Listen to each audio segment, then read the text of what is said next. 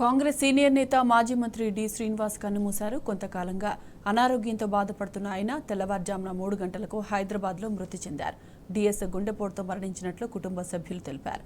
ఉమ్మడి రాష్ట్రంలో మంత్రిగా, పీసీసీ అధ్యక్షుడిగా డి శ్రీనివాస్ పనిచేశారు.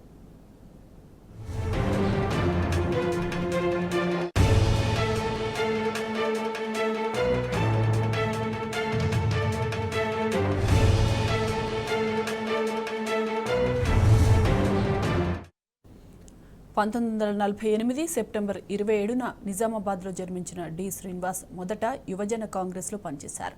ఆ తర్వాత 1989, 99, 2004లో 3 సార్లు ఎమ్మెల్యేగా గెలిచారు.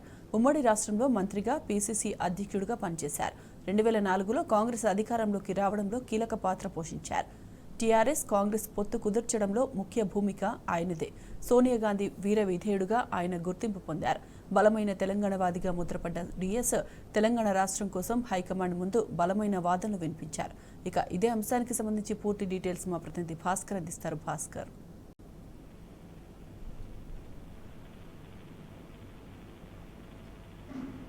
చెప్పండి భాస్కర్.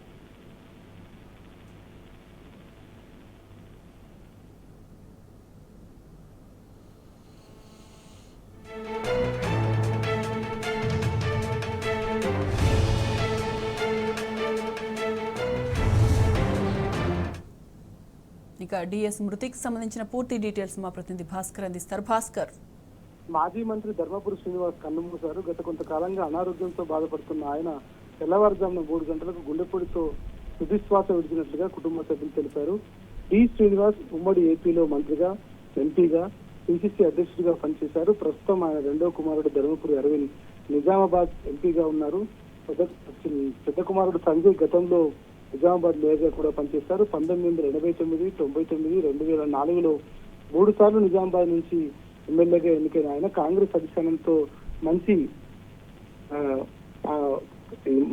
రిలేషన్షిప్ మెయింటైన్ చేశారు. ఇద్దరు కొడుకులు కూడా రాజకీయాల్లో ఉండటంతో పాటు ఆయనకు విద్యా వ్యాపారాలు కూడా ఉన్నాయి. అవి మొత్తం ఇద్దరు కుమారులు చూస్తా ఉన్నారు.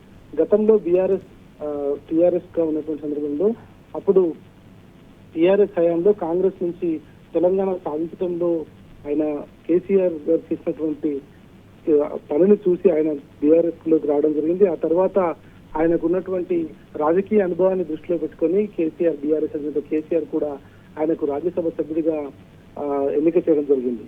ఇక ఆ తర్వాత కాంగ్రెస్ తో తెలంగాణ రాష్ట్రం ఏర్పడటం కోసం కాంగ్రెస్ తో అనేక సంప్రదింపులు టీఆర్ఎస్ కు, కాంగ్రెస్ కు కలిపి ఆయన చేయడంలో కీలక పాత్ర వహించడానికి చెప్పడంలో అతిశయోక్తి లేదు. బీసీల నుంచి వచ్చినటువంటి గొప్ప లీడర్ రాజశేఖర్ రెడ్డి స్థాయి అంతటువంటి వ్యక్తి.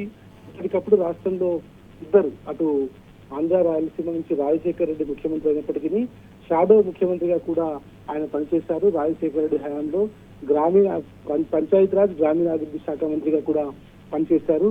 పీసీసీ ప్రెసిడెంట్ గా కూడా ఉన్నారు. 2004 నుంచి 2010 వరకు ఆయన పీసీసీ ప్రెసిడెంట్ గా కూడా కొనసాగారు. ఆ తర్వాత ఆ ఇద్దరు కుమారులు కూడా రాజకీయంలోకి వచ్చిన తర్వాత వయస్సు రీత్యా ఆయనకు ఆరోగ్యం సహకరించకపోవడంతో రాజకీయాల నుంచి దూరంగా ఉందామనుకున్నారు. కానీ అప్పటికే తెలంగాణ ఉద్యమంలో కాంగ్రెస్ తో, టీఆర్ఎస్ తో పొత్తు కుదుర్చడం కావచ్చు, తెలంగాణ టీఆర్ఎస్ వల్లనే సాధ్యమవుతుందని ఆయన నమ్మి టీఆర్ఎస్ లోకి రావడం, మాజీ ముఖ్యమంత్రి కేసీఆర్ చేసినటువంటి విధానాలను ఆయన నచ్చడంతో రావడంతో ఆయన పార్టీ రాజ్యసభ కూడా అవకాశం కల్పించింది. కొద్దిసేపటి క్రితమే ఆయన తన నివాసంలో కన్నుమూసినట్టుగా ఇద్దరు కుమారులు చెప్పడం జరిగింది. మరి కాసేపట్లో ఆయనకు సంబంధించినటువంటి ఆయన పార్థివ దేహం ఎక్కడ ఉంటుంది, ఆయనకు సంబంధించినటువంటి చివరి క్రిమేషన్ ఎక్కడ జరుగుతున్నటువంటిది వాళ్ళు క్లారిటీ ఇచ్చే అవకాశం కనిపిస్తోంది.